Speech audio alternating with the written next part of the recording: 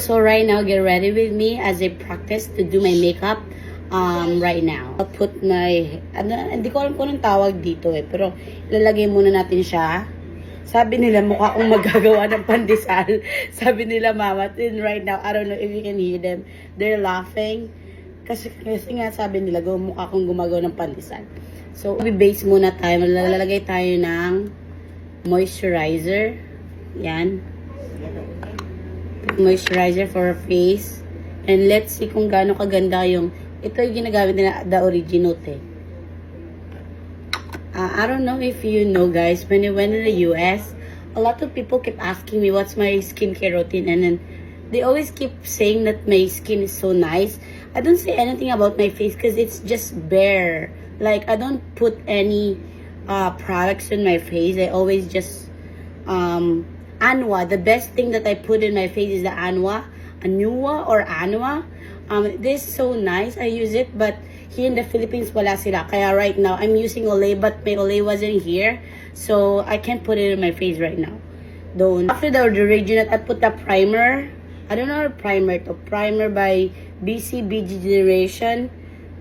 Sabi nila maganda siya. I bought it on Ross sa US, and makapit naman yung makeup. When I'm using the makeup, it's so nice and dewy.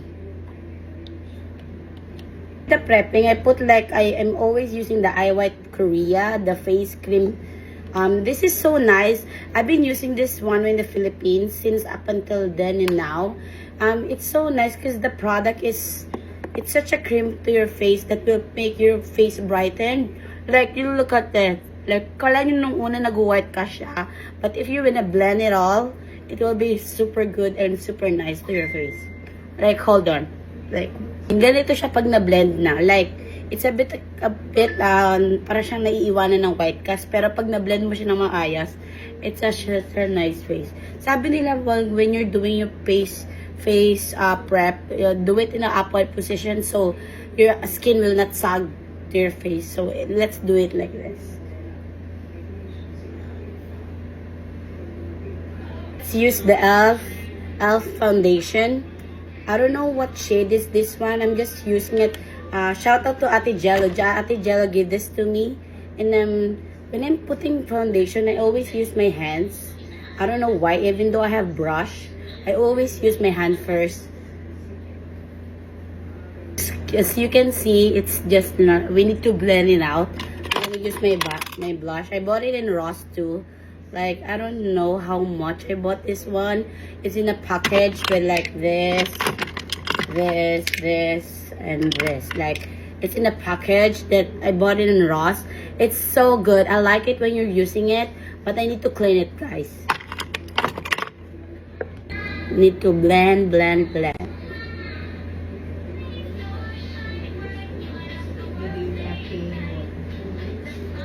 I hope you will watch my video, guys. From now on, I'm gonna put like video, like get ready with me here while talking and like putting some infos about my life in US, what's my life the day before, so you can follow me and subscribe on my YouTube channel.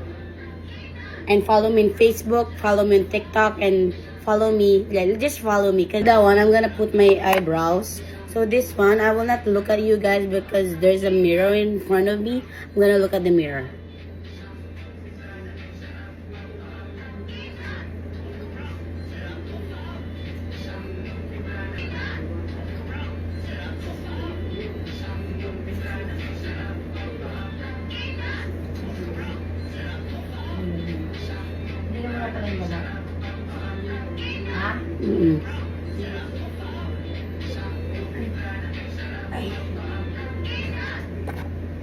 Yan. Pantay ba? I think it's pantay naman. So, next, let's move to our eyeshadows. We're gonna move to our eyeshadows right now. Oh no, I think blush. But I don't have a big blush. I just have this small. You know what? Just make the eyeshadow right now.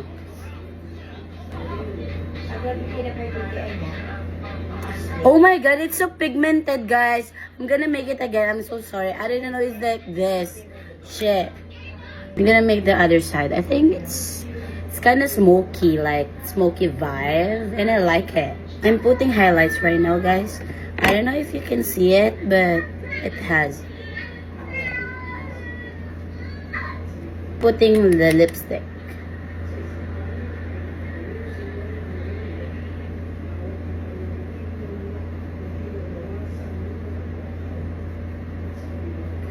Now, I'm done with the finished product.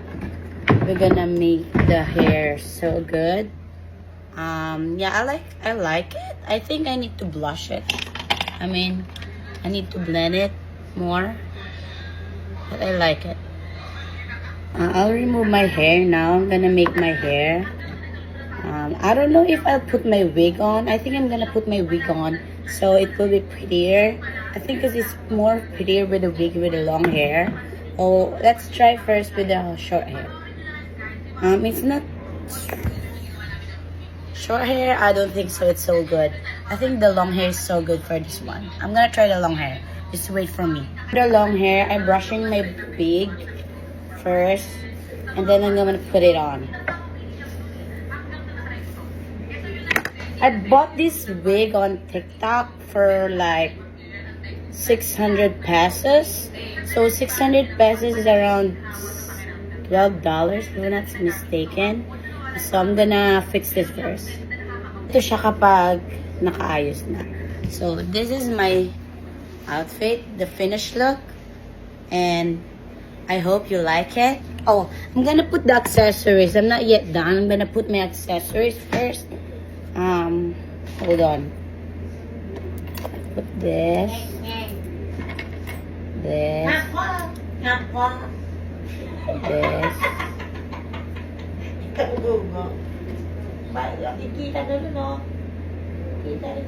I put my accessories on.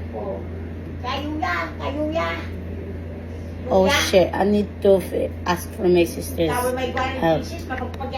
Accessories. So I have my bracelet on, my earrings on, my necklace, my bracelet. So like it and buy, and please like and subscribe. Bye.